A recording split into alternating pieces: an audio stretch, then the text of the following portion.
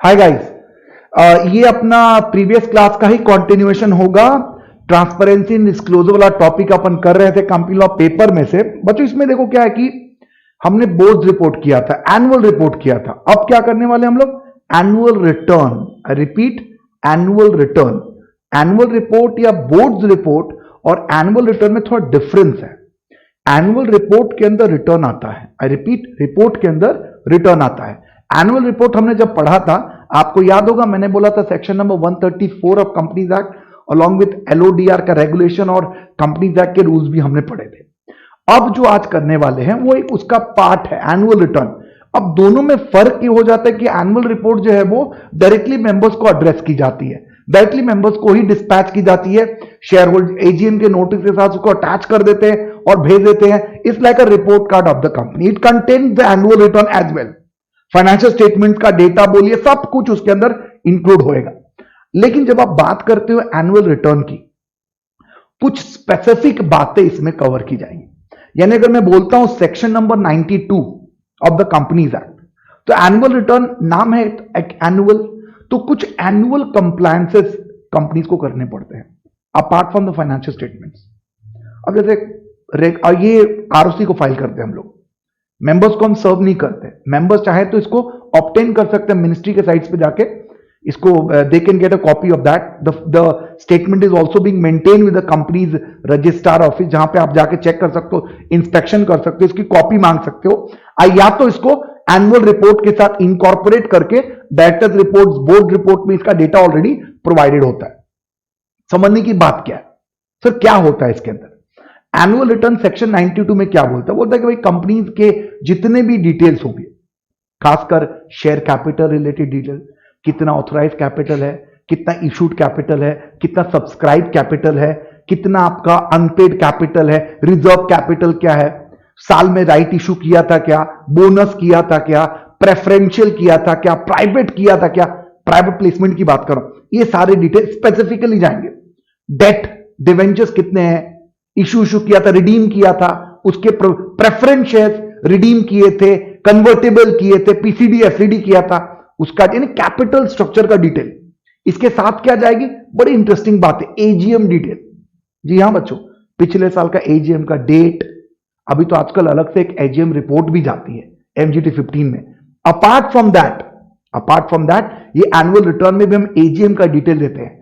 AGM में क्या हुआ, कब हुआ, लास्ट डेट क्या था, कंपनी का आरओ ऑफिस, सिन नंबर, जो कॉमन डिटेल, कंपनी के डायरेक्टर्स का composition including there appointment, retirement details, की मैनेजरियल पर्सन का डिटेल, भैया मतलब सीएस का भी डिटेल्स के अंदर आएगा। ठीक है, कि सारी डिटेल्स एनुअल रिटर्न में हम प्रिपेयर करते हैं, क्योंकि देखो बहुत वैलिड डिटेल है ये सब चीजें कि अगर आप नहीं बताओगे ना कंपनी के बारे में, स्टेक होल्डर्स के प्रति आपका कॉन्फिडेंस गिरता है। फाइनेंशियल स्टेटमेंट जो होते हैं वो ऑडिटेड होते हैं, तो उस पर ऐसे भी जो स्टेक होल्डर होते हैं उनके थोड़े भरोसा बढ़ जाता है, क्योंकि ऑडिटर का उसमें रिपोर्टिंग होता है, राइट। बट जब आप बात करते हो ये सारे डिटेल्स का, अगर इन डिटेल को अलग से स्पेसिफिकली प्रिपेयर किया जाता है, एक स्टेटमेंट, एक फॉर्म भी है, कंपनीज एक्ट में एमजीटी 7 बोलते हैं इसको, एमजीटी 7 फॉर्म में इसको फिलअप किया जाता है। और इस फॉर्म को कई कंपनीज के लिए, लिस्टेड कंपनी या कुछ प्रिस्क्राइब क्लास ऑफ कंपनीज है, उन कंपनीज को इसको प्रैक्टिसिंग कंपनी सेक्रेटरी से क्या लेना पड़ता है भैया? सर्टिफिकेट भी लेना पड़ता है। समझ में आ रही है बात को? एक बात याद कराता हूं, एनुअल कंप्लायंस, अलग से क्वेश्चन आ सकता है, शॉर्ट नोट्स आ सकता है। एनुअल कंप्लायंस तो क्या होता है? एनुअल कंप्लायंस, एनुअल कंप्लायंस की अगर हम बात करें तो हम बात कर सकते हैं साल में एनुअल रिटर्न की, एमजीटी 7, फाइनेंशियल स्टेटमेंट्स की हम बात कर सकते हैं, जिसमें हम बोल सकते हैं भाई कि फाइनेंशियल स्टेटमेंट में क्या क्या चीजें आएंगी। तो हम जितने भी आपके balance sheet, profit and loss account है ना, आप फॉर्म नंबर याद करके बताइए तो जल्दी जल्दी। एओसी 4, चाहे एक्सबीआरएल के साथ डालना है या एक्सबीआरएल के अलावा डालना है, गल पल्ले बैठी। अब डेट याद करो, फाइनेंशियल स्टेटमेंट ऑडिटेड कब तक जमा होते थे आरओसी में? 30 days from the end of the AGM. I repeat, 30 days from the end of the AGM, क्योंकि एजीएम पहले उसको अडॉप्ट करते थे।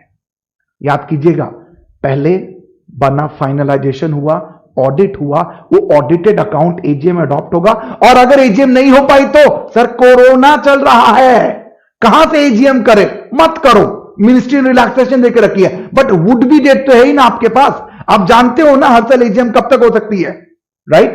तो वुड बी डेट कैलकुलेट करो लेटेस्ट ऑफ द फॉलोइंग वाला, उस डेट के हिसाब से मेरे बच्चों क्या करोगे आप लोग, एक एजीएम स्टेटमेंट, आप एजीएम का वुड बी डेट निकालो, वहां से 30 डेज में फाइनेंशियल स्टेटमेंट जाएगी और 60 डेज में एनुअल रिटर्न जाएगा।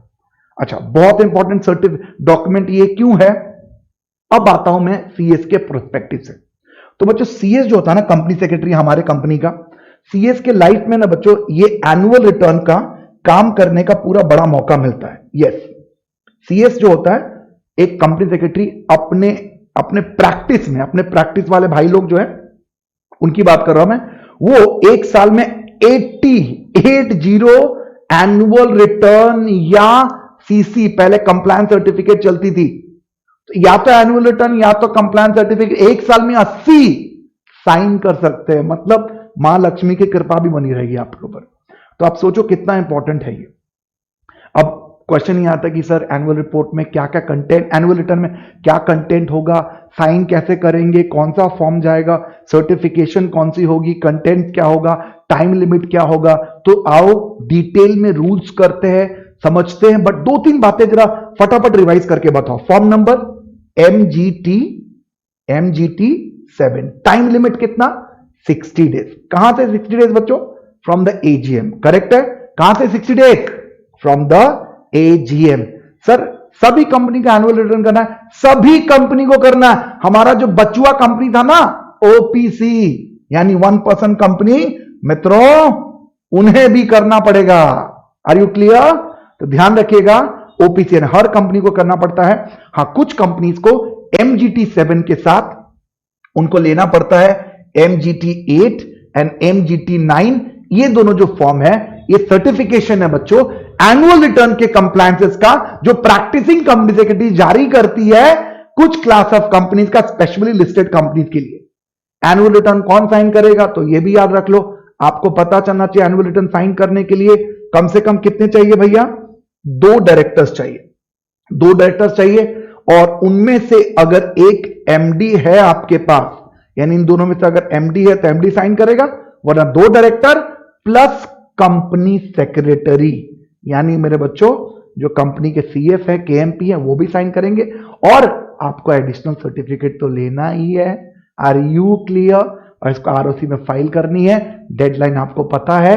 तो पूरा डिटेल में, इसकी पेनल्टी खतरनाक है मित्रों, क्योंकि एनुअल कंप्लायंस है तो इसके पेनल्टी भी जबरदस्त होगी। पेनल्टी के कारण ये चीज बहुत इंपॉर्टेंट, ऐसे भी आपको पता कंपनीज एक्ट 2013 को नाम बदल के पेनल्टीज एक्ट 2013 करना चाहिए। सेक्सेस में ज्यादा तो पेनल्टी है उसके अंदर। Are you clear? बट कुछ पेनल्टी गांठ बांध लो, कुछ पेनल्टी तो आपको याद होना ही चाहिए। उनमें से एक पेनल्टी का नाम क्या है, एनुअल रिटर्न की पेनल्टी। Are you clear? नाम है एनुअल, लगातार करना पड़ेगा, पेनल्टी है, खतरनाक पेनल्टी है, डायरेक्टर्स को पकड़ा जाता है। आजकल तो बटो प्रैक्टिसिंग कंपनी सेक्रेटरी जो लोग सर्टिफिकेट दे रहे हैं ना एनुअल रिटर्न की, उनके ऊपर भी पहाड़ गिरेगा, उनको भी नहीं छोड़ा जाएगा।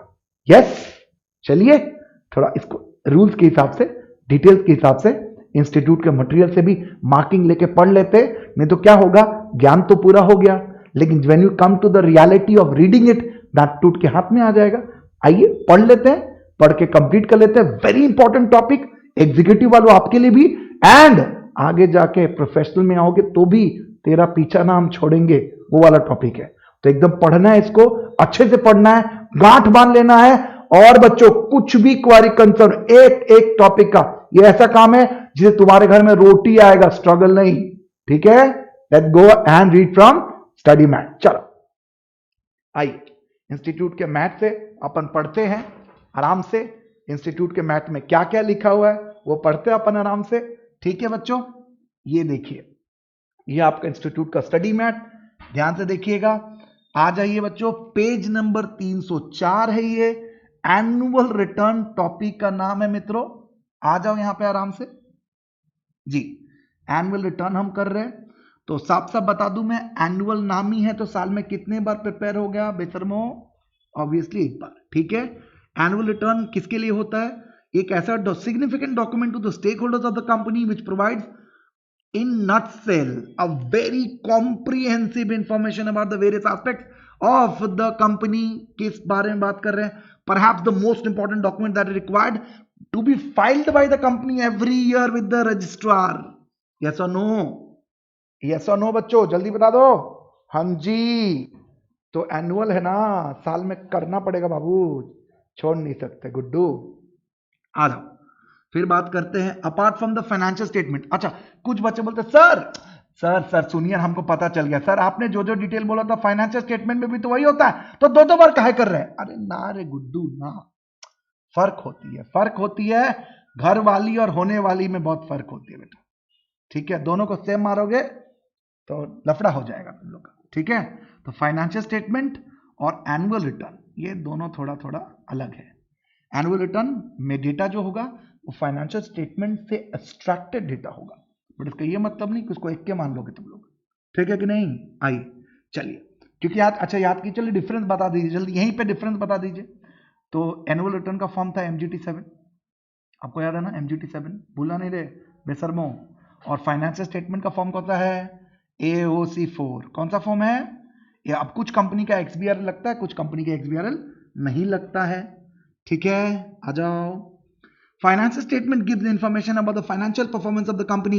Annual return gives the extensive disclosure and greater insight into non-financial matters of the company and the people behind the management. अब फाइनेंशियल स्टेटमेंट में थोड़ी बताएगा कौन कौन डायरेक्टर है, कौन MD है, कौन कंपनी सेक्रेटरी है, कौन, वो थोड़ी बताएगा कि AGM साल में कितना बोर्ड मीटिंग हुआ है, कमिटी मीटिंग हुआ है, वो नहीं बताएगा. वो कौन बताएगा? Annual return. तो हाँ, ये कह दे कि फाइनेंशियल स्टेटमेंट और एनुअल रिटर्न, अगर फाइनेंशियल स्टेटमेंट, मेरे बच्चों, फाइनेंशियल स्टेटमेंट और एनुअल रिटर्न इन दोनों को अगर एक कर दिया जाए, सर की financial statement plus annual return, financial statement और एनुअल रिटर्न इन दोनों को एक कर दिया जाए तो इसी को हम कहते हैं एनुअल कंप्लायंस. क्या कहते हैं हम लोग? Annual compliance.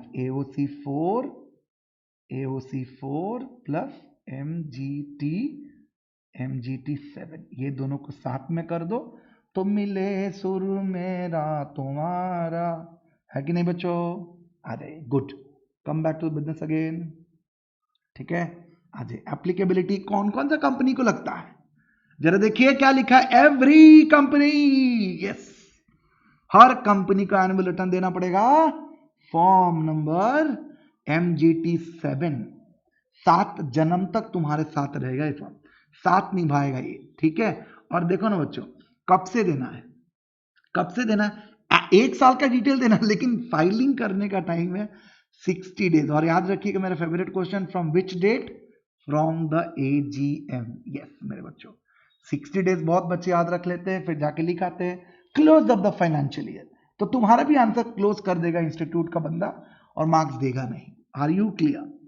चलो ठीक है, are you all clear guys? Section number कौन सा लग जाता है? सेक्शन नंबर लग जाता 92. यस, सेक्शन नंबर लग जाता 92.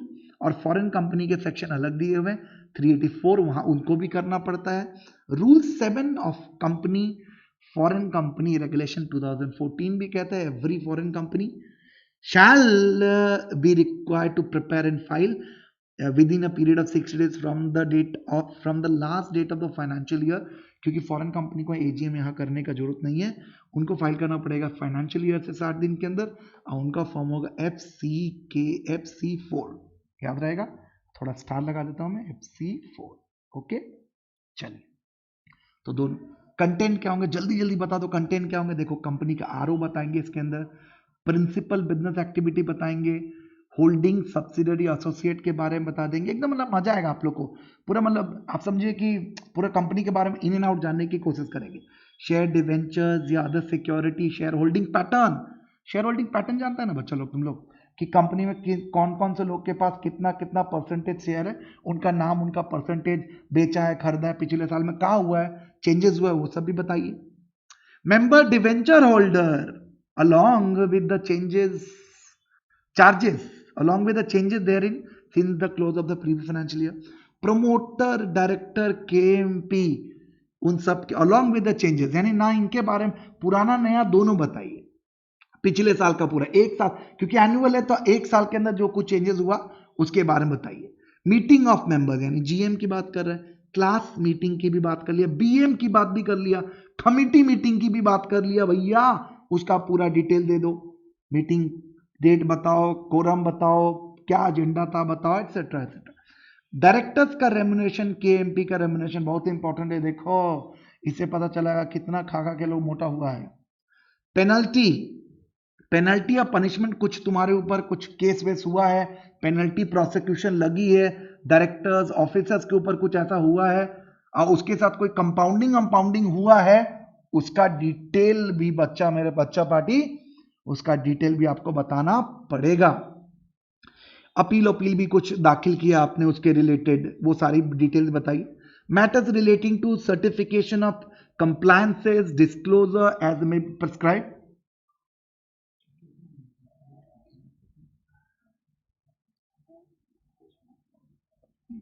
ठीक है, आइए, ठीक है, हाँ जी, such others matters as may be prescribe, ठीक है जी। चलो आगे चलते हैं। एडिशनल कंटेंट्स क्या होंगे? एडिशनल कंटेंट मान ये तो आपने दिया ही दिया, प्लस एसएस बाबा, अगर याद है हमारे, जय हो एसएस बाबा की, सेक्रेटरी स्टैंडर्ड नंबर 1 जो बोर्ड मीटिंग के बारे में बोलता है, वो ये भी बोलता है एनुअल रिटर्न डिस्क्लोज करेगा number and dates of meeting of the board and committee during the financial year, indicating the number of the meeting attended by each director. Further SS two भी ये भी कहता है कि डिस्क्लोज करेगा एजीएम का पूरा डिटेल, ये भी इसके अंदर कंप्लायंसेस में दी जाएगी। एनुअल रिटर्न कौन साइन करेगा आखिरकार? तो इधर देख लीजिए भैया, यहां साफ साफ लिखा हुआ है, स्मॉल एंड ओपीसी के केस में सीएस, और if there is no CS कोई भी एक डायरेक्टर साइन कर ले। साइनिंग ऑफ एनुअल रिटर्न बाकी कंपनी के केसेस में कौन साइन करेगा भैया? साइन करेंगे director and CS, and there is no CS then CS in practice. Are you clear? यहां देखिए लिखा हुआ साफ साफ, act stipulate the following conditions. आइए, आपको पता हर कंपनी में सीएस नहीं होते हैं, कुछ लिमिट्स हैं। सर्टिफिकेशन ऑफ एनुअल रिटर्न, यानी जो एनुअल रिटर्न एमजीटी 7 है उसके साथ अलग से कुछ कंपनियां, कौन सी कंपनियां? जिसका पेड अप कैपिटल 10 करोड़ या उससे ज्यादा हो, या टर्नओवर जिसकी 50 करोड़ उससे ज्यादा हो, ठीक है बच्चों, या लिस्टेड कंपनी, तो आप जानते हैं तो रूल है, उन्हें प्रैक्टिसिंग कंपनी सेक्रेटरी से एमजीटी 8 में एक सर्टिफिकेट करवाना पड़ेगा, जिसमें वो बात तो बताएंगे कि उन्होंने कंपनीज एक्ट, उसके रूल्स करेक्टली अडेयर किए हैं, माना है, और उसके पूरे कंप्लायंसेस को फॉलो किया है। तो सर्टिफिकेशन पे यहां देखो, एवरी लिस्टेड कंपनी, बाकी कंपनी जिनका पेड अप कैपिटल 10 करोड़ या जिनका टर्नओवर 50 करोड़ ज्यादा हो, उनको एक पीसीएस से एमजीटी 8 लेना पड़ेगा, एमजीटी 7 कंपनी का, एमजीटी 8 प्रैक्टिसिंग सीएस का। Inclusion of boards report and boards reports and the website, इसमें क्या है? Every company shall place a copy of its annual return on the website of the company, on the website of the company if any, and the web link annual return में दिया जाएगा, जिससे कि कोई भी कभी भी उस डॉक्यूमेंट को एक्सेस कर पाए आसानी से। ये भी एक डिस्क्लोजर का हिस्सा है। एनुअल रिटर्न को फाइलिंग भी करनी पड़ती है, एवरी कंपनी को 60 डेज ऑफ एजीएम के अंदर फाइल करना पड़ेगा, और अगर एजीएम नहीं हुआ तो वुड बी डेट से करेंगे, याद रखिएगा। फॉरेन कंपनी के केस में ध्यान रखना है FC4, are you clear? FC4 मानना पड़ेगा, FC4 फॉर्म दिया जाएगा इंस्टेड ऑफ MGT 7, ठीक है। बाकी कंपनीज MGT 7, ये कंपनियां सिर्फ करेगी FCK4, ओके। आगे prevention preservation of annual return क्या होगा? अगर मान लो भैया रूल 15 कहता है, साफ साफ कहता है भाई, कंपनी एडमिनिस्ट्रेशन रूल, क्योंकि देखो ये कहीं ना कहीं मीटिंग वाला प्रोविजन है ना, सेक्शन 92 का अगर कंप्लायंसेस नहीं किए, यानी कॉपीज ऑफिस नहीं दिए, सर्टिफिकेट नहीं दिए भैया, एनेक्स नहीं किए उसको, जब आपको टाइम 60 डेज पे, तो भैया पहली बात तो 8 साल तक प्रिजर्व करो आप एनुअल रिटर्न, उसके रिलेटेड कॉपीज 8 साल तक प्रिजर्व करो। अगर उससे कम समय तक कंपनी जिंदा तो उतने कम समय तक करेगी, सेंट्रल गवर्नमेंट चाहे तो टाइम लिमिट बढ़ा सकती है। अगर कॉन्ट्रावेंशन एंड कॉन्सिक्वेंसेस की बात कर ले तो कंपनी अगर एनुअल रिटर्न रिलेटेड कोई भी कंप्लायंस में धोखाधड़ी गड़बड़ सड़बड़ करेगी तो भैया सीधी सीधी बात है, that be punishment which will not be less than कितना 50,000 रुपया, but which may extend to guys 5 lakh रुपये। 50K से 5 लाख तक पेनल्टी जा सकती है एवरी ऑफिसर। ये तो किसका रहा, ये तो कंपनी का रहा ना। अब बात करते ऑफिसर इन डिफॉल्ट, OED, समझिए ऑफिसर इन डिफॉल्ट के बारे में अगर हम कहें तो उन बेचारों को पिंजड़ा लगेगा जो कि 6 महीना से लेकर के हो सकता 6 मंथ तक का जेल एंड बच्चों और 6 मंथ तक का जेल और फाइन जो मिनिमम कितना है भैया 50,000 होगी, मैक्सिमम 5 लाख तक जाएगी। और ढीठ लोग के लिए दोनों, ढीठ लोग तुम लोग जानता ही है, जो लोग बार बार डिफॉल्ट करने की कोशिश करते या जिनको है कि भाई उनको तो मानना ही नहीं है, जिद्दी हो गया लोग। Further company secretary in practice, लो भैया PCS को भी नहीं छोड़ेंगे, समझ रहे हैं ना आप लोग। ये कंपनीज एक्ट 2013 नहीं, पेनल्टीज एक्ट 2013। पेनल्टी तो मतलब हर चैप्टर में कूट के भरा हुआ है। आइए PCS को भी नहीं छोड़ेंगे। जो लोग इनकंसिस्टेंटली, इनकन्फॉर्मिटी यानी कंपनीज एक्ट के कंप्लायंसेस को ना मान के, प्रोविजंस को ना मान के, रूल्स को ना मान के सर्टिफिकेशन दिया तो भैया उनके लिए भी 50,000 से 5 लाख रुपए तक की पेनल्टी लगेगी। अच्छा, इसका 2 एस्पेक्ट है बच्चा। एक एस्पेक्ट ये है कि भाई यानी अब जो एनुअल रिटर्न होगा महंगा हो जाएगा, क्योंकि PCS लोग अगर रिस्क लेगा तो सीधी बात है तुम लोग से पैसा भी मोटा लेगा, है कि नहीं है। तो दोनों एंगल से देखो, अच्छी बात है। देखो एवरी कॉइन हैज 2 साइड्स। एक साइड है कि भाई अब तो डरावना है PCS को भी, यानी जहां पे प्रैक्टिसिंग प्रोफेशनल्स को पेनल्टी नहीं लगती थी अब उनको भी पेनल्टी लगेगी। बट ऑन दी कॉन्ट्री बढ़िया भी है ना। अब जैसे कोई खतरनाक बीमारी होती है ना तो उस इलाज का खर्चा भी ज्यादा होता है, रिस्क के साथ रिटर्न भी होती है। बट रेगुलेटर का ऑब्जेक्टिव यही था कि कंप्लायंसेस को परफेक्ट किया जाए। I hope you are clear with the concept of annual return guys. Very important topic from CS point of view. ऐसा मुझे कोई भी अटेम्प्ट इंस्टीट्यूट के एग्जाम का याद नहीं है बच्चों, अभी तक के मेरे 12 साल के एक्सपीरियंस में, जहां मैंने एनुअल रिटर्न पे क्वेश्चन नहीं देखे हैं। तो आप ये समझ के रखिए ये हॉट ही है, हॉट ही, अपने भाषा में हॉट टॉपिक है ये, हॉट रेड हॉट टॉपिक। इसको तो छोड़ना नहीं है अपने को, जबरदस्त तरीके से इसको पढ़ाई करनी। अब एक टॉपिक है बच्चों वेबसाइट डिस्क्लोजर। ये देखो आजकल पता है कंपनी एक्ट 2013 ने बोला कि सबको एक्टिव या फंक्शनल एक वेबसाइट चाहिए, मेंटेन करनी पड़ेगी सबको। आई मीन टू से आपको पता है कि LODR जब लिख दिया गया मतलब लिस्टेड कंपनीज को तो करना ही पड़ेगा, ठीक है। इसमें बोला कि भाई क्या बताओगे अपने वेबसाइट में आप एक्टिव वेबसाइट का मतलब ये नहीं कि बना के छोड़ दी, अरे हर साल रिन्यूअल करना पड़ता है, AMC देना पड़ता है बेटा। आपका डोमेन नेम खत्म नहीं होना चाहिए, उसकी एक वैलिडिटी होती है, आपका IP एड्रेस एक्टिव होना चाहिए। अब अगर ऐसा हो रहा है तो उसमें क्या डिटेल आप दोगे बच्चा, डिटेल ऑफ इट्स बिजनेस। पर ये देखो आपको मार्केटिंग का भी काम करे ना, ज्ञान आपके बारे अबाउट योर कंपनी, क्या है आपकी कंपनी, आपके रिलायंस क्या है, कैसे स्टैब्लिश हुआ, फुल ज्ञान दो यहाँ पे। फाइनेंशियल इंफॉर्मेशन दो जिसमें आप कॉपी ऑफ एनुअल रिपोर्ट्स, इसके साथ balance sheet, PL, cash flow, directors report, ये भी ठोक दो हर साल। तो इससे क्या आपको अलग, देखो कोई ये नहीं कहेगा कि वो नॉट, ऑब्वियसली सारे पब्लिक डॉक्यूमेंट है, आपको अलग से तो कुछ बनाना है नहीं। इसके बाद करेक्ट इंफॉर्मेशन दीजिए डेजिग्नेटेड ऑफिशियल्स के बारे में, लाइक जैसे डायरेक्टर्स हैं, कंपनी सेक्रेटरी है, ग्रीवियांस से रिलेटेड मैटर के लिए किसके पास जाएं। क्योंकि क्या होता है कि बस लिख तो देते कि हमने ग्रीवियांस कमिटी बनाई है, बट जब फोन करे तो नॉट रीचेबल हो जाता है, ऐसा नहीं होना चाहिए। ईमेल एड्रेस लिखिए जो ग्रीवियांस रिड्रेसल या उसके रिलेटेड जो ऑफिशियल्स हैं। सीधी बात है कंपनी सेक्रेटरी का नाम लिख दो भैया, काहे झूठ मूठ का पंचायत कर रहे हो, यही बेचारा है ना तुम लोग के हाथ में बलि का बकरा, उसका नाम लिख दो सब, ठीक है। Name of the debenture trustee, ये डिवेंचर होल्डर के रखवाले हैं, ये हिम्मत वाला है जो डिवेंचर होल्डर्स के ग्रीवियंसेस को देखता है। Information report, notices, call letters, circular proceeding और any concerning non convertible redeemable preference shares और नॉन कन्वर्टेबल डेट इंस्ट्रूमेंट के बारे में कुछ भी इश्यूज हुए उसका डिटेल भी आप डालो, क्योंकि भैया ये लोग जो है ना इनको सबसे पहले कंपनी के बारे में आपको बताना पड़ेगा। All information and reports including the compliance certificate filed by the listed company, ये भी वेबसाइट के ऊपर डालना जरूरी होता है। इसके अलावा information respect of the following events, कैसे इवेंट, अगर मान लो ऐसा हुआ कि भाई रिडम्पशन का अमाउंट में आपने घोटाला किया है, डिफॉल्ट किया है, रिडम्पशन किसका हो सकता है, डिपॉजिट का हो सकता है, डिवेंचर का हो सकता है, failure relating to creation of charges का बारे में, देखो पब्लिक इंटरेस्ट इन्वॉल्व हो रहा है यहाँ पे, रिवीजन और raising of assigned non convertible debt instrument के बारे में, तो ये बात आपको बतानी ही पड़ेगी। लिस्टेड एंटिटी इंश्योर करती है कि content of the website R correct and upload and updated at any given point of time. ऐसा नहीं कि हड़प्पा एक बार डेटा डाल के छोड़ दिया, देखने वाला कोई है नहीं, ऐसा नहीं चलेगा, ठीक है। चलिए रूल्स वगैरह में भी क्या दिया हुआ है, अब फटाफट, ये तो था ब्रॉड हेडिंग्स, अब रूल्स खाली नाम पढ़ लो।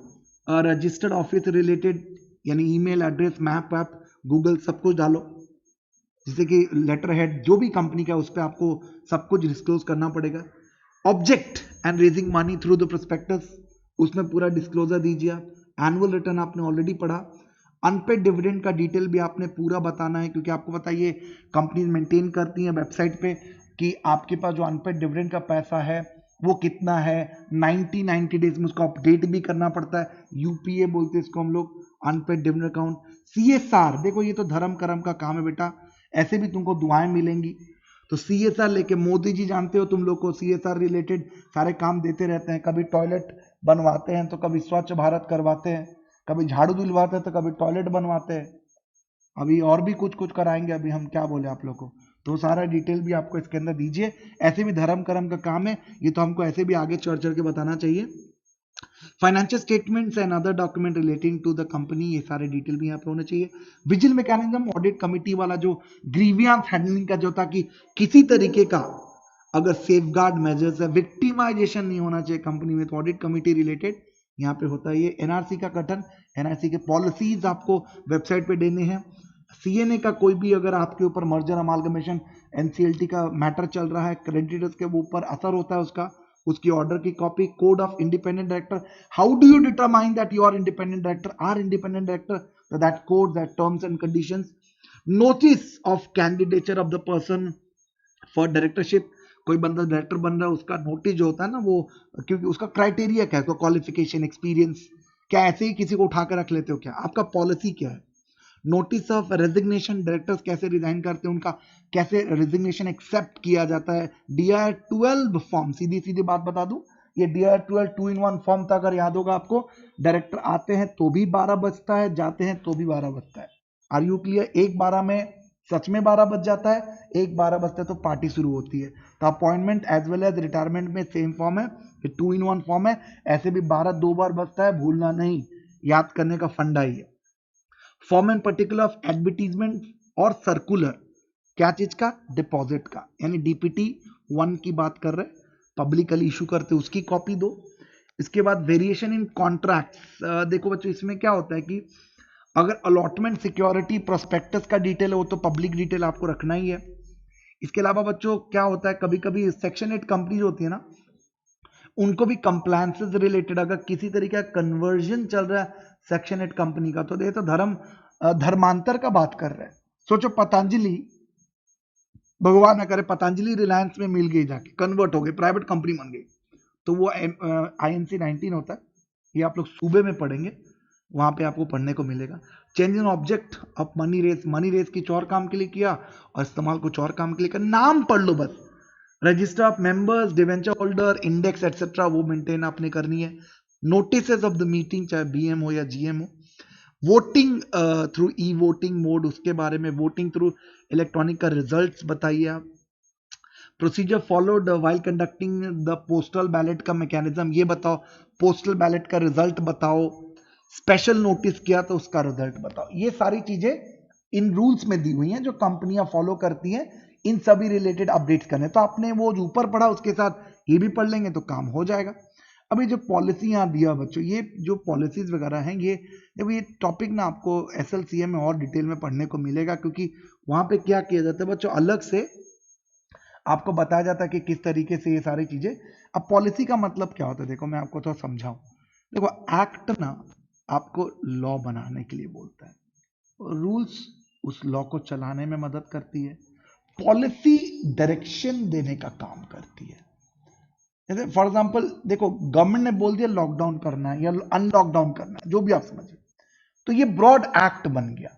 ब्रॉड लॉज कौन बताएगा? रूल्स बना देगा, एक्ट बना देगा, लेकिन अब उसको फॉलो इंप्लीमेंट कैसे करें, व्हाट इज दैट मेथोडोलॉजी, वो बनाएगी पॉलिसी। तो भाई कौन सा रेड जोन है, ऑरेंज जोन है, ग्रीन जोन है, कौन से एक्टिविटी को छुट्टा रखो, कौन सा एक्टिविटी नहीं छुट्टा रखो, पास कैसे देना है, किसको नहीं बाहर निकलने देना, तो वो पॉलिसीज मतलब policy the broad guidelines which will ultimately make sure that act और रूल्स का ऑब्जेक्टिव पूरा हो जाए। ठीक है ना? तो ऐसे कंपनियां बहुत सारे पॉलिसी बनाती है, तो जब पॉलिसीज का आप नाम पढ़ोगे ना तो आपको आइडिया हो जाएगा कि अरे हाँ सर, कहीं ना कहीं ये जो लॉज है ना, जो डिफरेंट लॉज बनाए गए उसी को मान्यता करने के लिए, एक कंप्लायंसेस के लिए पॉलिसी, जैसे नाम पढ़ो पॉलिसी का पहले। अब सीएसआर करना चाहते हो तो पॉलिसी तो बनाओ सीएसआर करने का। अब सीएसआर आपको पता है ना कौन से कंपनी को अप्लाई करता है, फॉर्मेशन कमिटी क्या होगी, बोर्ड ऑफ डायरेक्टर्स में कितने होंगे, डिस्क्लोजर क्या होगा, तो सीएसआर बस सुन लो यहाँ पे। उसी तरीके से बच्चों विसल ब्लोअर कमिटी आपको याद होगा। अब विसल बजाओ, पुलिस बुलाओ, मतलब अब जैसे विजिल मैकेनिज्म की तुम बात बोलते हो, तो कैसे विजिल मैकेनिज्म, जब तक आपने एक प्रोसेस बताई, कंप्लेन किसको करे, कैसे करे, कौन से मैटर में करे, कब कब करे, कब कब ना करे, एक्सेट्रा एक्सेट्रा, तो ब्रॉड पॉलिसीज ग्राउंड जीरो की बनाई जाती है। वो सारे एक एग्जांपल दिया था आपको। अब ऐसे कौन कौन से पॉलिसी जो एलओडीआर, देखो मोस्टली लिस्टेड कंपनीज के लिए सब चीजें होती है, तो देखो लिस्ट ऑफ द पॉलिसी यहां दिया, नाम पढ़ लीजिए। जैसे यहाँ पे अब डॉक्यूमेंट प्रिजर्वेशन की हम बात कर रहे हैं, तो डॉक्यूमेंट प्रिजर्वेशन की हम बात कर रहे हैं, उसका मतलब क्या? अब मान लो 8 साल तो कंपनीज एक्ट ही बोलता है, लेकिन हमारा कंपनी बोलता है हम 9 साल रखेंगे, तो कोई प्रॉब्लम है क्या? कोई प्रॉब्लम नहीं है। लेकिन अब तुम 7 साल करने जाएगा तो पॉलिसी नहीं हुआ। ठीक है?